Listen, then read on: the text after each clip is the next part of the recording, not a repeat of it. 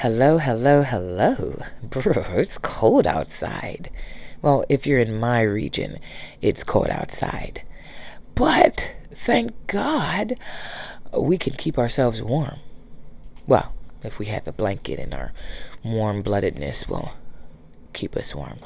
Anyway, today's devotional: don't give place to pride. Our power and ability and sufficiency are from God. 2 Corinthians chapter 3, verse 5, the Amplified Classic Version. Before his 1971 fight with Joe Frazier, Muhammad Ali said, "There's not a man alive who can whoop me." He jabbed at the air with his blinding left. "I'm too smart." He tapped his head with his glove. "I'm too pretty." He showed the cameras his profile, like a bust on a pedestal. "I am the greatest. I am the king.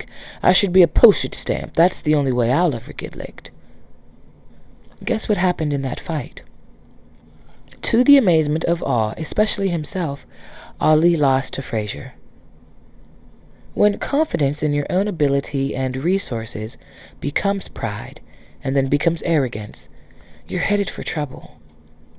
The Bible says in Proverbs chapter 16, verse 18, the New King James Version, "Pride goes before destruction, and a haughty spirit before a fall." So, how do you find balance?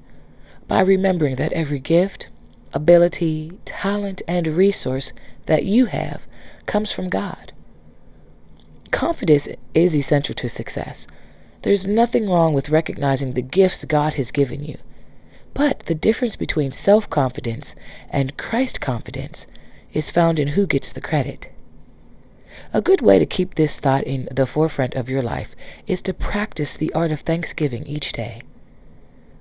It's hard to be too self-confident when you acknowledge that you are nothing without God's grace, which is his unmerited, unearned, and undeserved favor.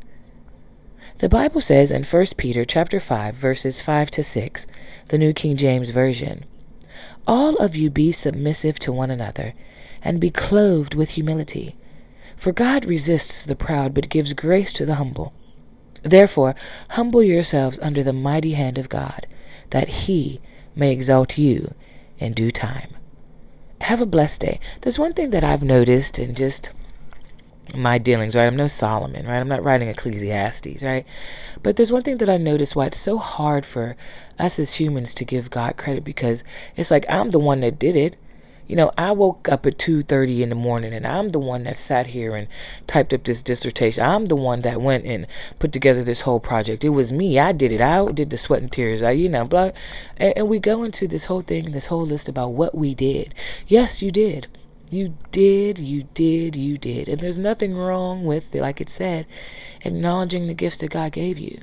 You will get recognized. People recognize you, right? There are people out there in the backgrounds. Then you'll get recognized. But there's one thing I want you to think about.